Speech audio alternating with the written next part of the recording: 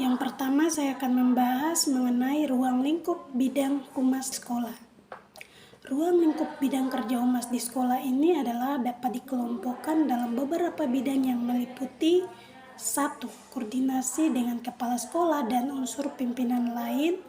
Yang kedua, kerjasama dengan BP atau BK dalam menangani masalah kemampuan, minat, dan kekeluargaan. Yang ketiga, kerjasama dengan warga sekolah. Keempat, kerjasama dengan tokoh masyarakat. Kelima, kerjasama dengan aparat pemerintah kelurahan. Yang keenam, menjalin silaturahmi antara alumni. Ketujuh, kerjasama dengan perguruan tinggi tentang kemajuan. Di samping hal tersebut di atas, Waka atau P2 Humas melaksanakan kegiatan-kegiatan tersebut sebagai berikut. Yang pertama, melakukan koordinasi secara kontinu dengan semua unsur pimpinan dan tata usaha. Yang kedua, menerima tamu umum yang berkaitan dengan tugas kehumasan. Yang ketiga, informasi terkait dengan sertifikasi, libur sekolah, dan informasi-informasi lain yang berkaitan dengan guru dan persekolahan. Yang keempat, menuliskan berbagai informasi di papan pengumuman guru kaitannya dengan rapat dinas, rapat awal tahun, rapat kelulusan, rapat akhir tahun, dan kenaikan kelas. Yang kelima, mempersiapkan agenda rapat dan menyampaikan guru yang ketidakhadiran pada saat belajar kepada guru piket. Yang kedua, saya akan membahas mengenai gaya kepemimpinan. Apa itu kepemimpinan? Menurut Wahyudi, kepemimpinan adalah sebagai kemampuan seseorang dalam menggerakkan, mengarahkan, sekaligus mempengaruhi pola pikir, cara kerja setiap anggota agar bersikap mendalam bekerja, terutama dalam pengambilan keputusan untuk kepentingan percepatan pencapaian tujuan yang telah ditetapkan.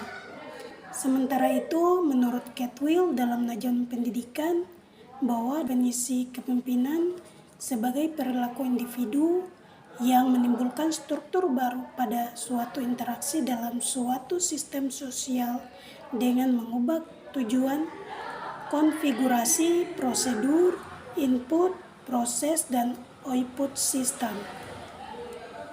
Poin yang kedua, dalam organisasi sekolah, kepemimpinan kepala sekolah adalah kemampuan seseorang dalam menggerakkan aktivitas warga sekolah dalam kurung guru, pegawai tata usaha, siswa, dan sekolah tutup kurung untuk mencapai tujuan yang telah ditetapkan sebelumnya. Ketiga, kepemimpinan menurut ahli.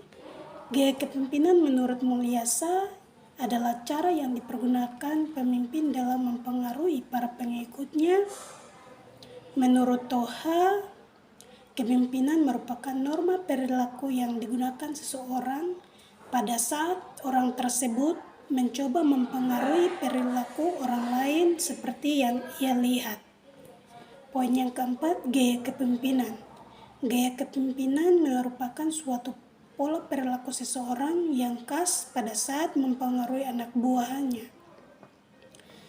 Apa yang dipilih oleh pemimpin untuk dikerjakan? Cara pemimpin bertindak dalam mempengaruhi anggota kelompok membentuk gaya kepemimpinannya. Gaya kepemimpinan yang diterapkan pada suatu organisasi atau lembaga pendidikan pada dasarnya tergantung pada tingkat kematangan atau kedewasaan bawahannya dan tujuan yang ingin dicapai. Jadi dapat disimpulkan bahwa gaya kepemimpinan adalah perilaku seseorang yang ada pada diri seseorang untuk berinteraksi dengan lingkungan dan berperan serta di dalamnya untuk mencapai tujuan hidupnya. Yang ketiga, saya akan membahas mengenai fungsi-fungsi manajemen dalam humas. Yang pertama, poin pertama, perencanaan. Perencanaan sebagai fungsi manajemen dilakukan pada tahap pertama sebelum melaksanakan kebijakan, program, dan kegiatan. Perencanaan sebagai suatu proses mempersiapkan hal-hal yang akan dikerjakan pada waktu yang akan datang untuk mencapai tujuan yang telah ditetapkan.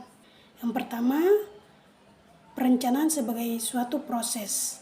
Perencanaan sebagai suatu proses artinya bahwa setiap peristiwa yang terjadi dan terorganisir secara efektif dan efisien tidak saja sebagai rangkaian yang berkelanjutan, tetapi juga tujuan dari suatu peristiwa-peristiwa tersebut mencapai tujuan akhirnya. Kedua, perencanaan sebagai berorientasi masa depan.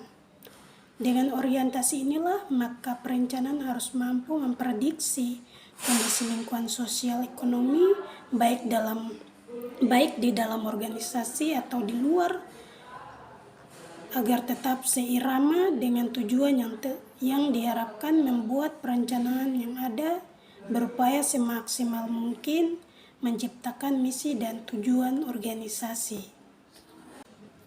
Poin yang kedua, pengorganisasian. Pengorganisasi adalah fungsi manajemen yang membagi tugas-tugas yang harus dikerjakan serta menata sumber daya yang ada untuk mengerjakan tugas-tugas tersebut. Fungsi pengorganisasian termasuk seluruh kegiatan manajerial yang menerjemahkan rencana kegiatan yang diperlukan ke dalam sebuah struktur, tugas dan kewenangannya. Poin yang ketiga, monitoring dan evaluasi. Evaluasi merupakan suatu proses menyediakan informasi yang dapat dijadikan sebagai pertimbangan untuk menentukan harga dan jasa the worth and merit dari tujuan yang dicapai, desain, implementasi, dan dampak untuk membantu membuat keputusan, membantu mempertanggungjawabkan dan meningkatkan pemahaman terhadap fenomena. Penggolongan monitoring menjadi beberapa bagian. Yang pertama, monitoring yang digunakan untuk memelihara dan membakukan pelaksanaan suatu rencana dalam rangka meningkatkan daya guna dan menekankan biaya pelaksanaan program. Yang kedua, monitoring yang digunakan untuk mengamankan harta kekayaan organisasi atau lembaga dari kemungkinan gangguan, pencurian, pemborosan, dan penyalahgunaan. Yang ketiga,